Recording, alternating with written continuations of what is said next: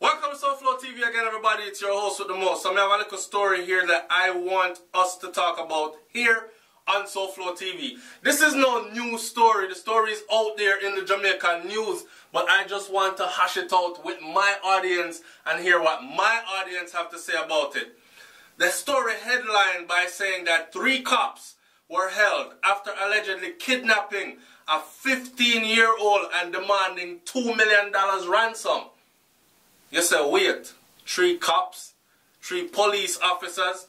For those of you who say police officers don't break the laws and there are no corrupted police officers in Jamaica, I am not saying that in this case they were actually wrong, because I don't know yet. I'm going to read this for the first time thoroughly with you, and then we are going to talk about it together.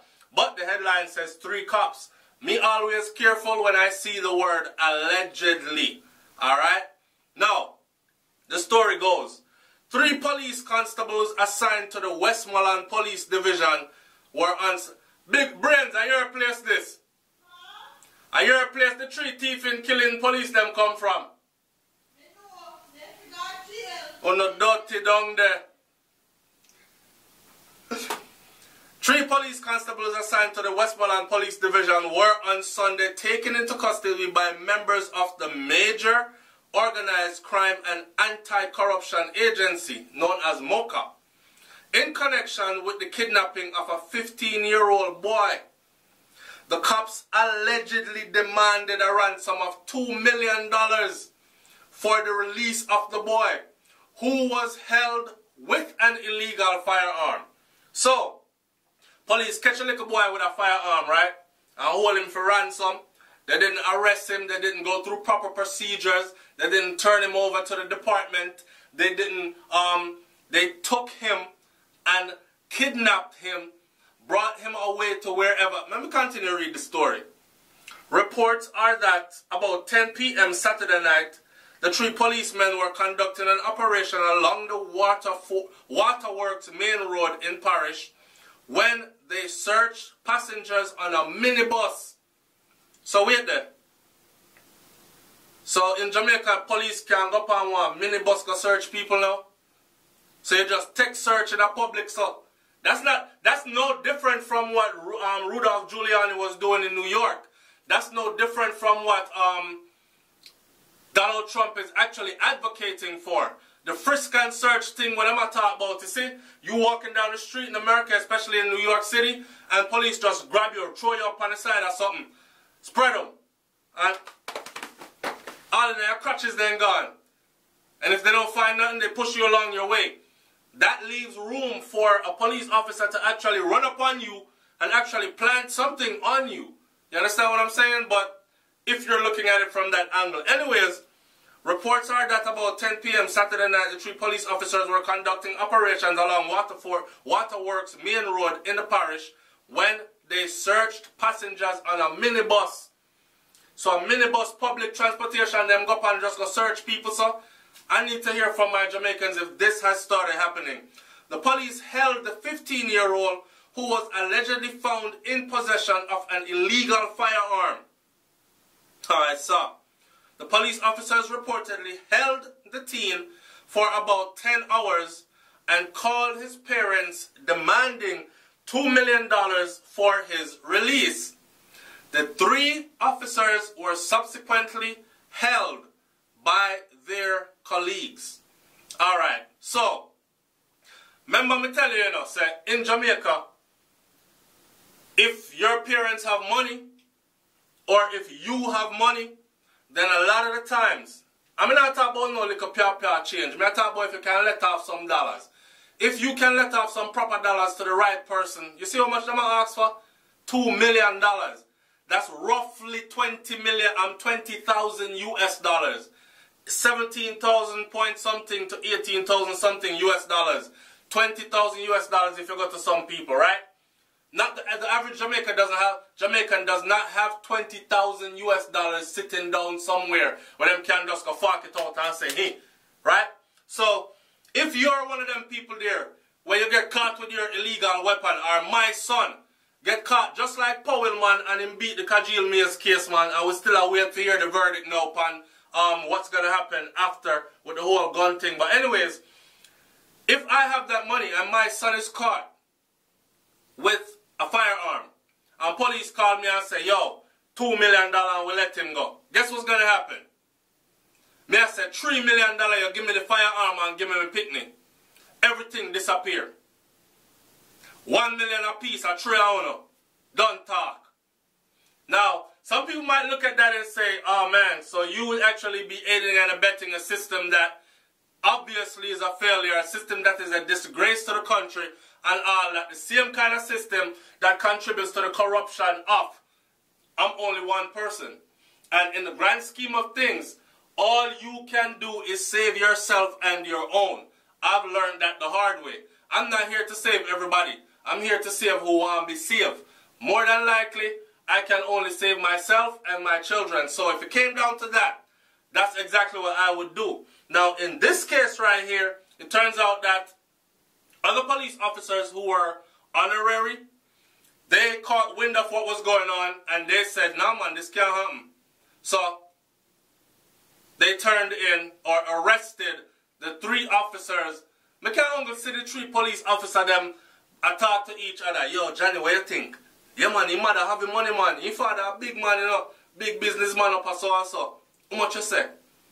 I said, boy, running for about a 250, you know. He said, no man, they can't afford more than that man. We said 1 million, and the next one said, no man, I said 2 million man. Alright, 2 million we ask for. Don't get too greedy. And them decide to ask the guy, the little youth parents, for $2 million. Now, let me say this. It's hard for some people to fathom that a 15-year-old is walking around with a real live gun in a Jamaica, right? In Jamaica, where a gun could be so expensive. A gun that costs more than the salary of the average Jamaican. A firearm, a weapon. I'm led to think that someone somewhere knows. Or is this one of them kind of youth that will fly out? Because money trickles back into Jamaica real easy these days. Let me give you an example. You see a little youth that have access to America, him not have to be rich. Him come up here, him get a little job, which is a minimum wage job or a normal paying job. So he's getting paid $8 to $10 an hour, right? He works his job, him save him little money, holiday done, him go back to Jamaica. I bet you he has enough to buy a firearm. So him buy him little gun, him put on him gun, him say Jamaica run red, him have to protect himself. Or he's saying that a badness him want to pick up, so he must start off himself. This is my starter kit, right? So I'm going to start off himself with a gun and him get hold with the gun. For some reason though, I don't believe that. Check these comments in the comment section below. Craig said, what about the 15-year-old? What will his punishment be? For me, Craig is jumping to assumptions, right? Guest number 3 said, all illegal firearm holders in Jamaica must die. These are enemies of the Jamaican state. No mercy for them. Them for dead. Alright. Griffith Walters said, all charges have to be dropped. I would think the same thing too. T. Arthur said, and why should the charges against the boy be dropped if he was found with the gun? The only problem is whether the arrested policeman would give evidence, and if given, whether the juror would accept their word. We have to begin to understand that a lot of the wanton murders are committed by juveniles who are more dangerous than their seniors. They kill to make a reputation. Alright, I understand that. Here's my problem with a lot of my Jamaican people, their sense of reasoning. Watch me. Police officers go, jump on the bus, they might do them operation, they do some random check. Maybe they got some intelligence somewhere that says, yo, I'm going to wear one red shirt and I'm going to ride on the bus when you're mucko. And if you catch the bus, he come around about 9 o'clock, him always have him gun on him. Don't know who tell on him, but they got some intel. So they pull the bus over, they jump on the bus, them search people, boom, they catch him with him gun. That could be. But if that was the case, and then they arrested him, took him to the through the proper procedures now, then I would say, yes, the little youth forget dealt with within the courts or the law, right? No. them hold on for the little youth and they're trying to charge his parents $2 million for his release. That's kidnapping. That's kidnapping held for ransom, which is exactly their charge. And once those police officers went down that road, the whole deal about the little youth getting caught with the gun goes out the window. There is no way they can prosecute that little 15-year-old boy about him have gun on him. No. They just threw that case out the window if that is the case. Okay? I can easily say if I was his attorney that they had their eyes on him, my client, for the longest while. They have been trying to get at him. He has told me this many times before. Here is what happened now.